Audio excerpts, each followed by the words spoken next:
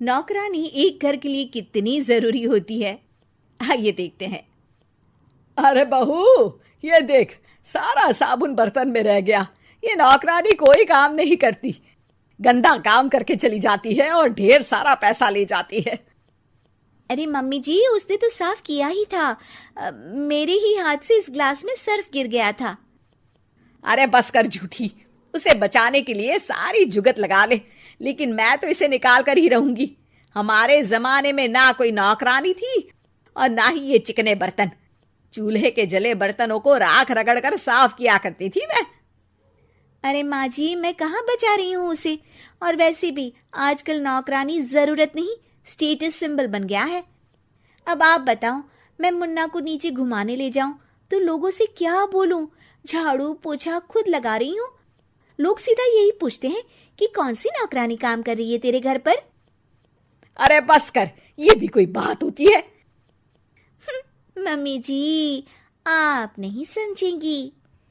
शाम को नौकरानी घर आकर काम कर ही रही होती है कि सास को कहती है, माँ जी, एक बात बोलूं, बुरा न मानना। अरे वैसे तो मुझे तेरी शक्ल ही पसंद नहीं है, बात क्या खाक पसंद आएगी। अरे माँ जी, सुन तो लीजिए क्या कह रही है। तो मैंने कौन सा उसका मुंह पकड़ लिया है?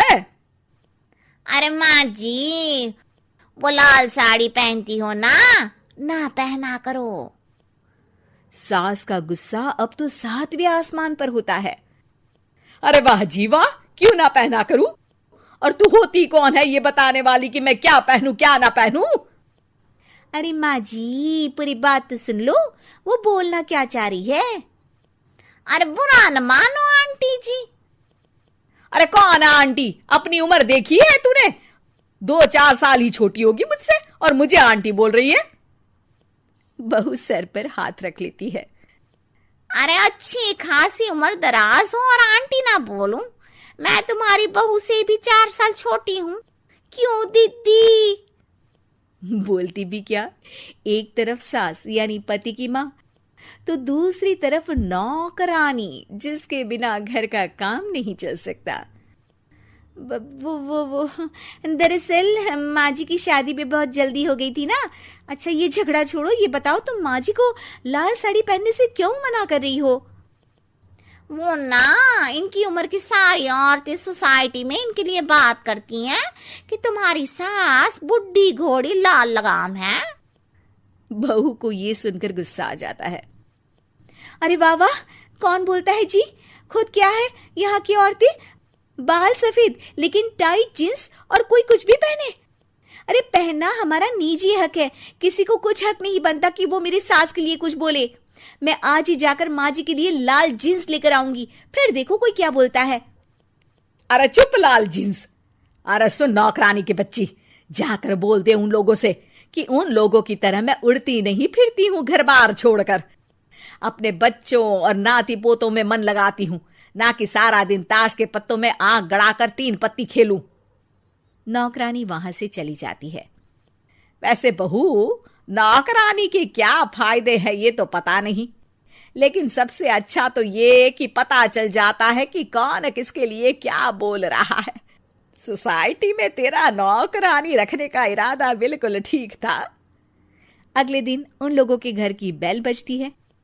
बहू दरवाजा खोलती है कि सामने कुछ औरतें खड़ी होती हैं। अरे बहू, कहाँ है तेरी सास? बुला जरा।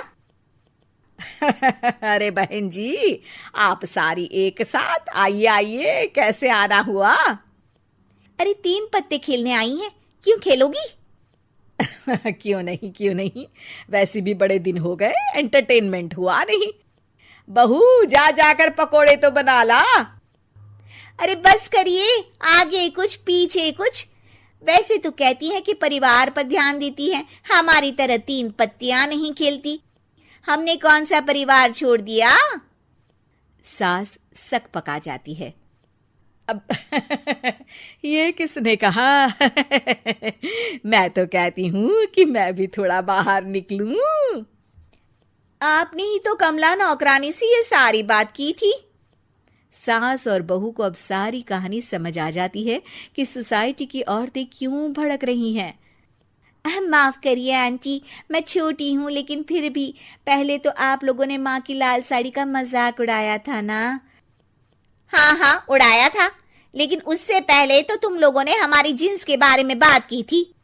अरे क्यों ना पहने हम जीन्स, तुम्हारे पैसों की थोड़ी ना है। सास और बहू सर पकड़कर बैठ जाती है। देखा बहू, ये खेल कर गई तेरी नौकरानी, यहाँ की बात वहां तो वहां की बात यहाँ। दोनों किसी तरह औरतों को समझा बुझाकर घर भेजती है और कसम खाती है कि नौकरानी को नौकरानी ही रहने देंगी।